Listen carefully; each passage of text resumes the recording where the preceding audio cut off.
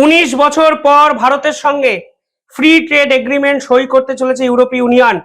নিঃসন্দেহে ভারতের এক মস্ত বড় জয়, কারণ ডোনাল্ড ট্রাম্পের মতো নেতারা দিনের পর দিন ইউরোপের সঙ্গে ভারতের এই সম্পর্ককে ছিন্ন করার বহু চেষ্টা করেন।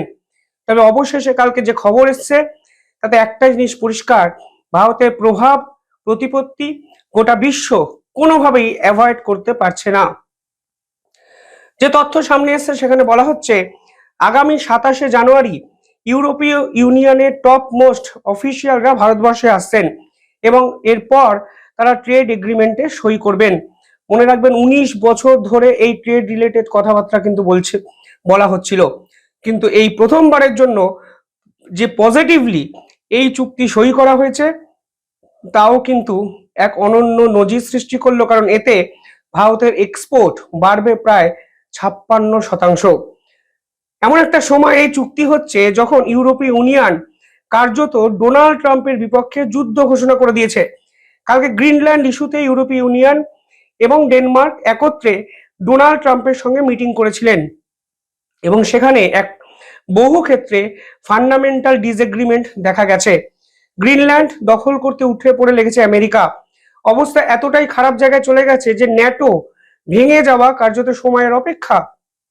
এবং এই মিটিং এর পরই ন্যাটো সিদ্ধান্ত নেয় ইউরোপীয় ইউনিয়নের একাধিক রাষ্ট্র গ্রিনল্যান্ডে তাদের সেনাবাহিনী মোতায়েন করবে।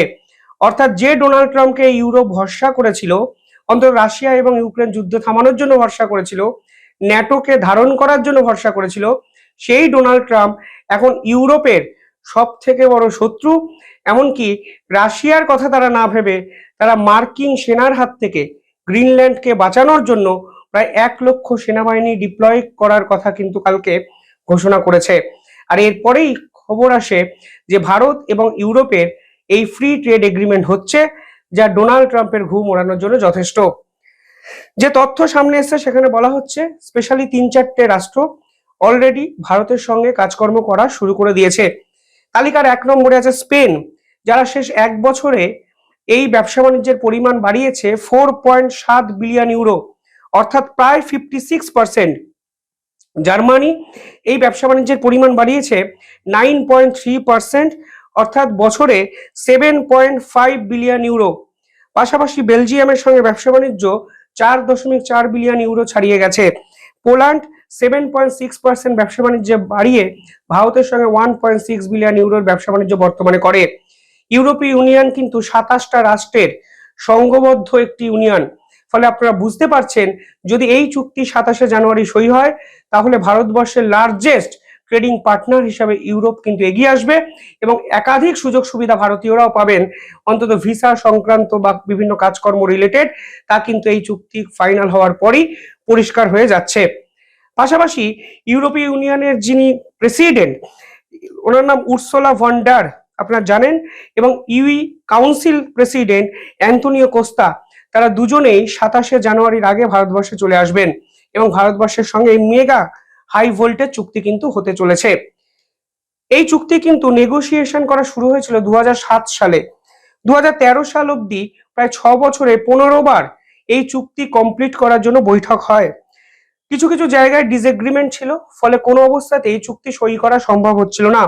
যেমন অটোমোবাইল রিলেটেড কিছু বিষয়ে ডিসএগ্রিমেন্ট ছিল, ওয়াইন অ্যান্ড স্পিরিট রিলেটেড বিষয়ে ডিসএগ্রিমেন্ট ছিল, বিভিন্ন ক্ষেত্রে ডাটা, ফার্মা, সার্ভিস, এই সকল ক্ষেত্রে প্রধান বিরোধিতা 2 রাষ্ট্রের পক্ষ থেকে হয়েছিল এবং এগ্রিমেন্টে আসা সম্ভব হচ্ছিল না।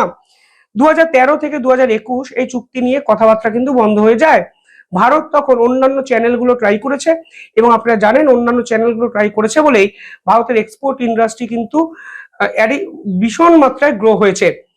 2022 জুনের পর ভারত কিন্তু এই চুক্তি নিয়ে কথাবার্তা ফের শুরু করে এবং বর্তমানে এই চুক্তি যদি সম্পূর্ণ হয় তাহলে Europe one of the largest trading partner হতে চলেছে ভারতের, যারা ট্রেড ইন গুডস অর্থাৎ মাল সাপ্লাই কেনাবেচা করে ব্যবসা বাণিজ্য করবে বছরে 124 বিলিয়ন ইউরো এবং সার্ভিসেস ওরিয়েন্টেড বিষয়বস্তুতে ভারতের কোষাগারে ঢুকবে প্রায় 60 বিলিয়ন ইউরো। অর্থাৎ বুঝতেই পারছেন বিশাল চুক্তি, বিশাল অঙ্কের চুক্তি, এবং এই চুক্তি হোক ডোনাল্ড ট্রাম্প কিন্তু কখনোই চাননি। কারণ কিছু মাস আগেও তিনি বলেছিলেন, আমরা শুধুমাত্র ভারতের উপর ট্যারিফ কেন লাগাবো, রাশিয়াকে নিয়ে ভারতের উপর চাপ তৈরি করার উচিত ইউরোপেরও। কিন্তু ইউরোপ কোনো কথাই শুনছে না, শুধুমাত্র আমরাই ভারতের উপর প্রেশার তৈরি করছি। আর আজকে দেখুন, ইউরোপ তো ঘোষণাই করে দিল তারা ভারতের সঙ্গে এই মেগা চুক্তি করতে চলেছে এমন একটা সময় যখন রাশিয়ার সঙ্গে ইউক্রেনের যুদ্ধ মধ্য গগনে, এবং এবং গ্রিনল্যান্ড ইস্যুতে ডোনাল্ড ট্রাম্পের বিপক্ষে সেনা মোতায়েন করা শুরু করেছে ফ্রান্স, জার্মানি, স্পেন সহ একাধিক রাষ্ট্র। এই চুক্তির ফলে textile industry, leather industry, Pharma industry, electric materials, machinery এবং পেট্রোলিয়াম যে প্রোডাক্ট আছে তার এই সকল সেক্টরে কিন্তু ভীষণ মাত্রায় লাভ ভারতীয় ব্যবসায়ীরা পাবেন। ফলে এই পুরো চুক্তি একটা জিনিস প্রমাণ করে দিচ্ছে যে ভারতকে ছাড়া চলা এই মুহূর্তে এদের পক্ষে সম্ভব নয়।